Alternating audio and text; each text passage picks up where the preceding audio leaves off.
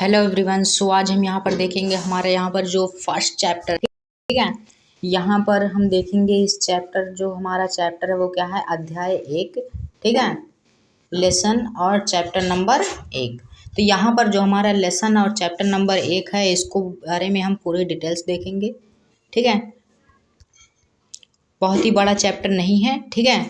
और ये दिया गया है आधुनिक यूरोप का उदय। ये चैप्टर की हेडिंग है, चैप्टर का नाम है लेसन का अध्याय 1 और इसका नाम क्या है, आधुनिक यूरोप का उदय, ठीक है। आधुनिक यूरोप का उदय का मतलब है आधुनिक जो यूरोप है, आधुनिक के टाइम में जो यूरोप है उसका किस तरीके से राइजिंग हुआ, किस तरीके रिजल्टिफिकेशन हुआ, ठीक है, किस तरीके से रिजल्ट हुई, ठीक, किस तरीके से वो अपना राइज किया, ठीक है। इन सभी चीज़ों को हम इस वीडियो में देखेंगे, ठीक है। तो सबसे पहले हम यहाँ पर इस चीज़ को देखेंगे, दिया गया आधुनिक यूरोप का उदय। तो आधुनिक यूरोप का उदय, ठीक है, देखेंगे, दिया गया। पहले यहाँ पर इसके बारे में कुछ लाइन डिफिनेशंस दी गई हैं, ठीक है, कुछ लाइनें दी गई हैं जो हमको देखनी पड़ेगी, ठीक है। दिया गया बच्चों, ठीक है, यानी कि ये बच्चों को समझा रहा है, जो, ठीक है, कवि जो है इस लेखक, ठीक है, वो बच्चों को समझा रहे हैं और ये कह रहे हैं, ठीक है, कि इतिहास मानव के संपूर्ण क्रियाकलाप और घटनाओं का एक निरंतर चलने वाला क्रम है, ठीक। इतिहास क्रिया, ठीक है, इतिहास मानव के संपूर्ण क्रियाकलाप और घटनाओं का एक निरंतर चलने वाला क्रम है, ठीक है।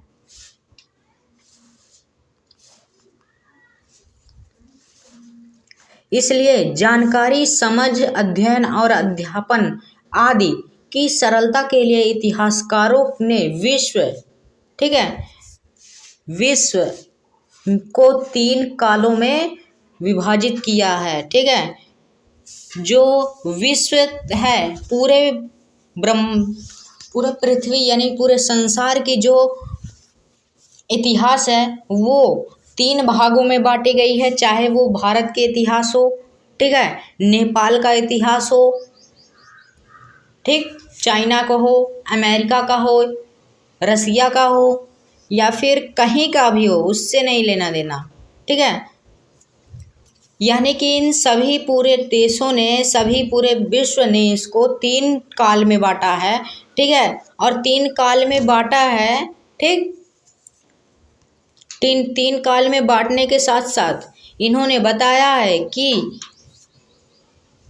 इतिहास मानव के संपूर्ण, यानी कि इतिहास वह होता है जो मानव के संपूर्ण जानकारियां, क्रियाकलाप आदि संबंधी जानकारियों को निरंतर चलने वाला क्रम है, ठीक है, निरंतर चलने वाला क्रम है। यही आज हम लोग, ठीक है, चल रहा है। तो कल के डेट में इसकी यदि महत्व है कुछ, तो उसको क्या नाम दिया जाएगा, इतिहास, ठीक है, उसको क्या नाम दिया जाएगा, इतिहास,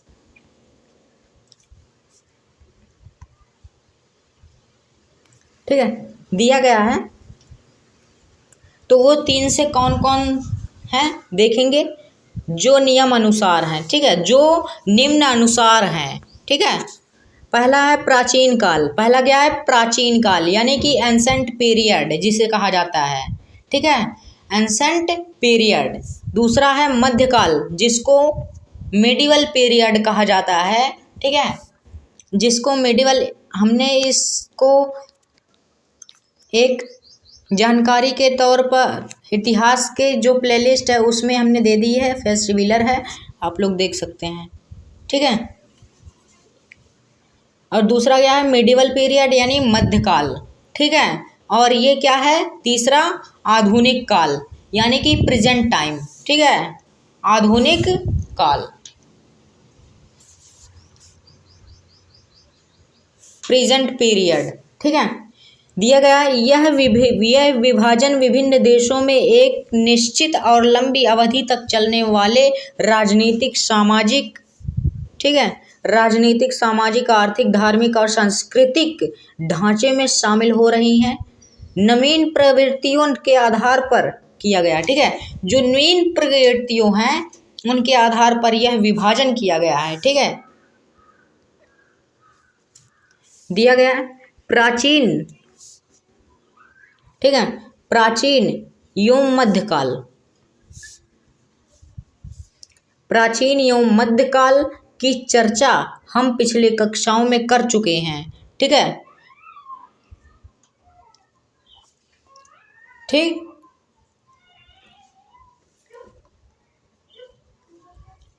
इसको पढ़ने का कोई मतलब नहीं है। ठीक है,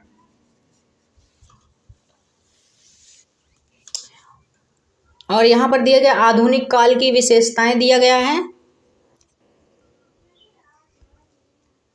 ठीक है, क्या दिया गया, आधुनिक काल की विशेषताएं। पहला क्या है, तर्क एवं बुद्धिवाद। पहला जो यहाँ पर विशेषता है वो क्या है, तर्क एवं बुद्धिवाद। ठीक, इस युग में व्यक्ति किसी तथ्य को तब स्वीकार करता था जब वह उसे तर्क और कसौटी पर प्रमाणित पाता था। इसके कारण यूरोप में विज्ञान का विकास हुआ। ठीक है, इसी के कारण यूरोप में विज्ञान का विकास हुआ, किसकी वजह से, भारत की वजह से। ठीक है, और दूसरा क्या, मानववाद। ठीक है, दूसरा क्या, मानववाद। इस युग में मानववाद में मानव की उन्नति और भौतिक सुखों को ज्यादा महत्व दिया जाने लगा है। ऐसा माना गया है कि मनुष्य की उन्नति, ठीक है, मनुष्य में उन्नत करने वाले एक उन्नत समाज का निर्माण करने की अपरिमित क्षमता है। ठीक है, अपरिमित क्षमता है। तो ये रहा मानववाद। अब देखेंगे नवीन अन्वेषण। ठीक है, नवीन अन्वेषण आधुनिक काल में भौगोलिक खोजों, विज्ञान की प्रगति, औद्योगिक क्रांति एवं नवीन राजनीतिक सामाजिक विचारधाराओं की शुरुआत हुई। ठीक है, नवीन अन्वेषण में ये हुआ कि आधुनिक काल में भौगोलिक खोजों की, ठीक है, और शुरुआत हुई, विज्ञान की प्रगति यानी विज्ञान की जो उदय, ठीक है, विज्ञान की जो विकसित होने वाली कारण है वो हुई, औद्योगिक क्रांति हुई, नवीन राजनीतिक सामाजिक विचारधाराओं की, इन सभी की शुरुआत हुई। कब, नवीन अन्वेषण में। ठीक है,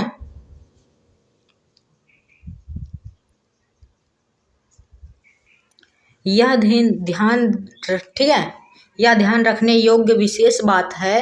ठीक है,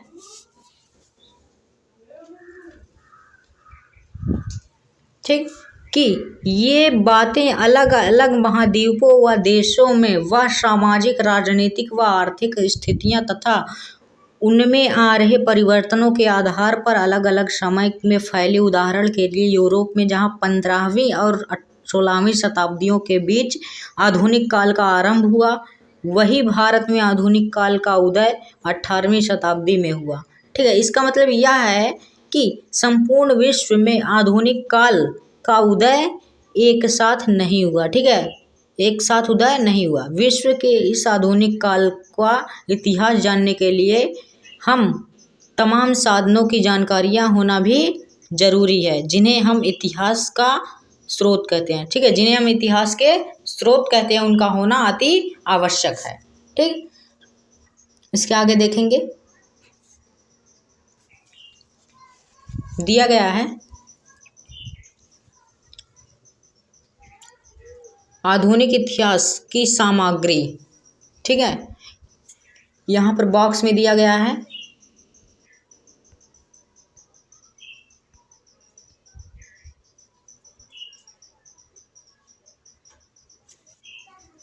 क्या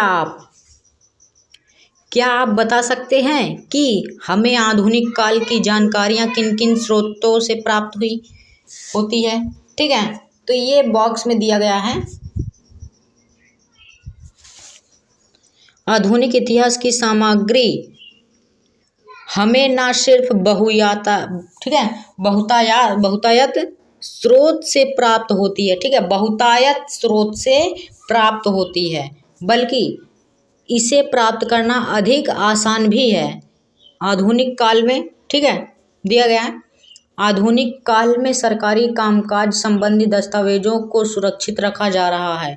इस काल में ठीक है, लिखी व छिपी पुस्तकें ना सिर्फ आसानी से उपलब्ध हैं अपितु इनमें से कई पुस्तकें पुनः मुद्रित भी होती हैं। इसका मतलब यह है कि जो पहले के ज़माने में कई किताबें जो होती थी वो खो जाती थी, ठीक है, और रखी भी हुई हैं, और कुछ रखी हुई हैं और कुछ उनमें से पब्लिकेशंस भी हुई हैं, ठीक है। क्या पब्लिकेशंस, इनमें से कुछ पब्लिकेशंस भी हुई हैं, इसका मतलब कि दोबारा छपकर बिकी हैं, ठीक है। इनमें विभिन्न साहित्य हैं, विभिन्न साहित्य हैं,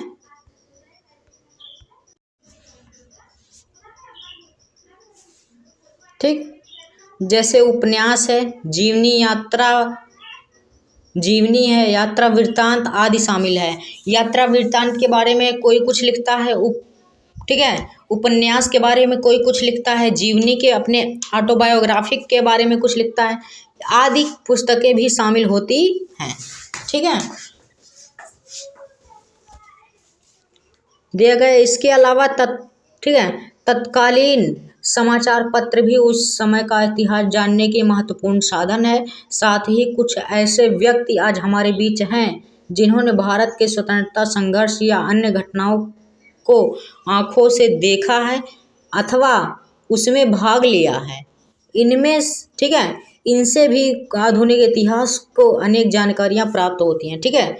इनसे भी हमें आधुनिक जानकार, ठीक है, आधुनिक इतिहास की अनेक जानकारियां प्राप्त होती हैं, ठीक है। तो ये उसके साधन रहे जो हमें, ठीक है, ये उसके साधन रहे जिसके द्वारा हम आधुनिक इतिहास के बारे में जान सकते हैं, ठीक है। दिया गया है यहाँ पर आधुनिक इतिहास के स्रोतों के वर्गीकरण इस प्रकार किया जा सकता है, ठीक है। जो आधुनिक इतिहास है उसके स्रोतों का जो वर्गीकरण, क्लासिफिकेशन होता है, उसको करना इस प्रकार आप लोग कर सकते हैं जैसा दिया गया है। पहले आधुनिक काल के इतिहास के स्रोत, ठीक है, आधुनिक काल के इतिहास के स्रोत।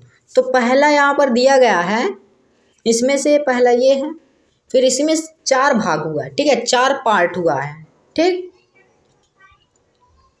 पहला क्या है, लिखित इतिहास। लिखित इतिहास है तो लिखित इतिहास है पहला, ठीक। तो उसमें दिया गया है विभिन्न साहित्यिक रचनाएं, जीवनी, संस्मरण, उपन्यास आदि, ठीक है। तो ये सब इसमें शामिल हैं, ठीक है, इसमें ये सब शामिल हैं,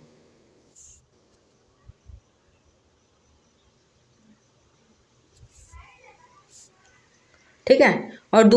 और इसके बगल में क्या है, और लिखित आया है। लिखित भी 3 भागों में बांटा गया है, पहला, दूसरा, तीसरा, ठीक है। तो ये है पहला, दूसरा, तीसरा, तो 3 भागों में बांटा गया है क्या, लिखित, ठीक। दूसरा क्या, विभिन्न शासकीय अशासकीय दस्तावेज, पत्र व्यवहार, दैनिक, साप्ताहिक, मासिक या त्रैमासिक छपने वाली पत्र पत्रिकाएं, ठीक है। उसके बाद है धार्मिक साहित्य, विभिन्न धर्म गुरुओं, ठीक है, मीमांसकों व धार्मिक संस्थाओं द्वारा प्रकाशित साहित्य। साहित्य का मतलब किताबें प्रकाशित, ठीक है। और दूसरा क्या, मौखिक इतिहास, आम लोगों के अनुभव, लोक कथाएं, जनश्रुतियाँ आदि, ठीक है। तो जनश्रुतियाँ आदि के आधार पर, ठीक है। दूसरा है मौखिक का एक ही भाग है, आम लोगों के अनुभव, लोक कथाएं, जनश्रुतियाँ आदि, ठीक है। फिर क्या है, आधुनिक संचार संसाधन, ठीक है। आधुनिक संचार साधन रेडियो के अनुसार है, टीवी के अनुसार, फिल्में के अनुसार, फोटोग्राफ्स के अनुसार, ठीक है, ऑडियो, वीडियो, कैसेट, इंटरनेट, ठीक है, आदि, इन सभी के अनुसार भी हम आधुनिक इतिहास के बारे में पता कर सकते हैं, ठीक है। और इंटरनेट है, कुछ नहीं है, इंटरनेट है, ठीक है, स्मार्टफोन है, तो सब कुछ है, ठीक। और बगल में है आखिरी वाला सबसे आधुनिक स्थापत्य, नई दिल्ली का नगर नियोजन संसद भवन, राष्ट्रपति भवन, मुंबई का Prince of Wales museum, Chhattisgarh में ठीक है, महंत घासीदास संग्रहालय रायपुर, ठीक है, आदि। तो इन सभी के अनुसार हम लोग जानकारियां प्राप्त कर सकते हैं, ठीक है। इसके साथ ही हमारे वर्तमान जीवन से जुड़ी प्रत्येक वस्तु और उपकरण भी आधुनिक इतिहास के महत्वपूर्ण स्रोत हैं। ठीक है, जो पहले के ज़माने के जो वेपन्स होते थे, हथियार होते थे, वो भी बहुत महत्वपूर्ण है हमारे लिए। ठीक है, इंस्ट्रूमेंट्स होते थे बहुत। ठीक, इसके बाद दिया गया यहाँ पर, आप अपने आसपास कुछ ऐसी चीज़ें, पुस्तक या इमारतें खोज सकते हैं जो आपको आधुनिक युग के इतिहास से जुड़ी कुछ जानकारियाँ दे सकती हैं। ठीक है, इसका मतलब यह है कि आसपास कुछ ऐसी पुस्तकें हो, इमारतें हो, जैसे अभी लाल किला है दिल्ली में, ठीक है, रेड फोर्ट, ताजमहल है आगरा में, ठीक है, गेटवे ऑफ इंडिया है मुंबई में, ठीक है, इंडिया गेट है दिल्ली में, ठीक है, कुतुब मीनार है। ठीक, तो ऐसी जामा मस्जिद है, तो ऐसी कई चीज़ें हैं जो आधुनिक इतिहास के हैं। ठीक, इसके बाद देखेंगे हम लोग, इसके बाद हम लोग यहाँ पर देखेंगे, थर्ड है हमारा पृष्ठभूमि।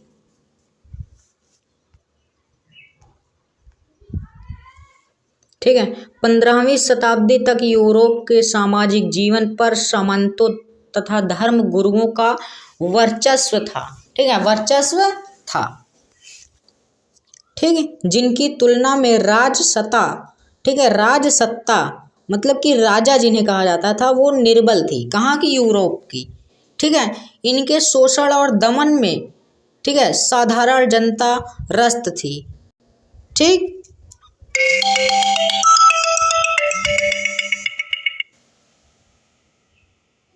ठीक है, ठीक है, यहाँ पर दिया गया है, निर्बल थी, इनके शोषण और दमन, ठीक है, इनके शोषण और दमन, ठीक, दमन से साधारण जनता त्रस्त थी, मतलब बहुत परेशान थी। ईसाइयों के सबसे बड़े धर्मगुरु पोप को ईश्वर की प्रतिनिधि माना जाता था। जो पोप थे, ठीक है, उनको ईश्वर की प्रतिनिधि माना जाता था, इसलिए ईश्वर और परलोक से जुड़ी बातों पर ज़्यादा महत्व दिया जाता था। 14वीं शताब्दी में ही यूरोप के इस मध्यकालीन ढांचे पर प्रहार किए जाने लगे थे। ठीक है, प्रहार किए जाने मतलब कि आक्रमण किए जाने लगे थे अन्य देशों से। ठीक है, अब मानव के वर्तमान जीवन के दुख दर्दों पर ज़्यादा ध्यान दिया जाने लगा। इस समय के प्रबुद्ध विचारक समाज में प्रचलित पारंपरिक विचारों तर्क के आधार पर समीक्षा करने लगे और लोगों को बुद्धिनिष्ठा का महत्व समझाने लगे। लोगों को यह शिक्षा देने लगे कि विश्व में अपनी खुली आंखों से देखो और जो बुद्धि को स्वीकार हो उसे ही मानो। ठीक है, इसका मतलब यह है कि अपनी आंखों से खोल कर देखो और जो आपको, आपके दिमाग को सही लगे, आपके बुद्धि को सही लगे, आप वो करो। ठीक है, यहाँ पर दिया गया बुद्धिनिष्ठा का अर्थ मनुष्य की सोचने व तर्क करने की शक्ति पर विश्वास करना, तथ्यों की तरह, ठीक है, तह तक जाना, ठीक है, तब स्वयं निर्णय लेना कि उचित और, ठीक है, उचित है और क्या नहीं। ठीक है, इसका मतलब यह क्या उचित है और क्या उचित नहीं है। यूरोप का ठीक है, इसके आगे दिया है यूरोप का पुनर्जागरण, वैचारिक क्रांति। ठीक है, यहाँ पर दिया गया है वैचारिक क्रांति। ठीक है, 15वीं शताब्दी में यूरोप में पुनर्जागरण अर्थात वैचारिक क्रांति का आरंभ हुआ। ग्रीक लैटिन, ठीक है, ग्रीक लैटिन आदि भाषाओं के प्राचीन ग्रंथों का स्थानीय भाषाओं में अनुवाद तथा नए सिरे, ठीक है, नए सिरे का मतलब क्या है?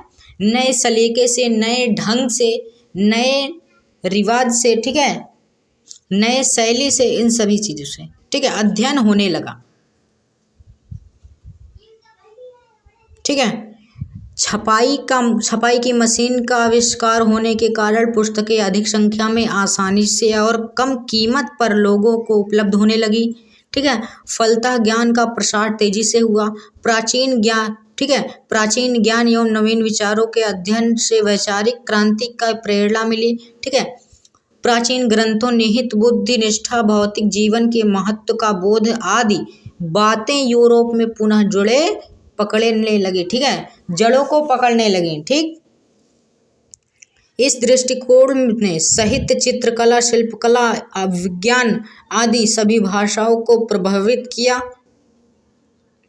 ठीक है, कलाकार अपनी कलाकृतियों में देवी देवताओं, देवदूतों के स्थान पर मनुष्य की भावनाओं एवं प्रकृति सौंदर्य का चित्र, ठीक है, करने लगा। चित्रण मतलब इसका मतलब यह है कि चित्र बनाने लगा, मूर्ति बनाने लगा। ठीक है, दिया है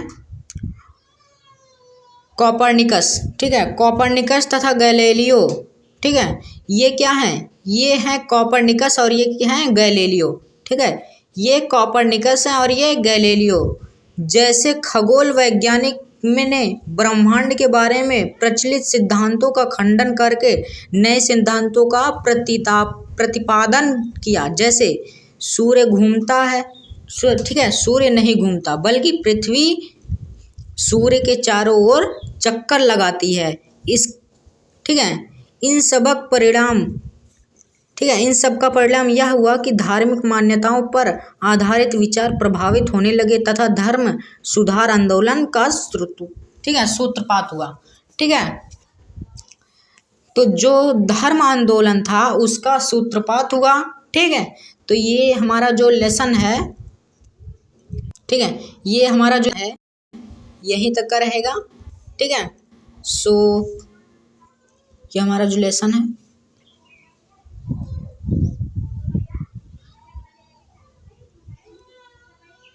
ठीक है, मिलते हैं अगली वीडियो में। सो तब तक के लिए थैंक यू।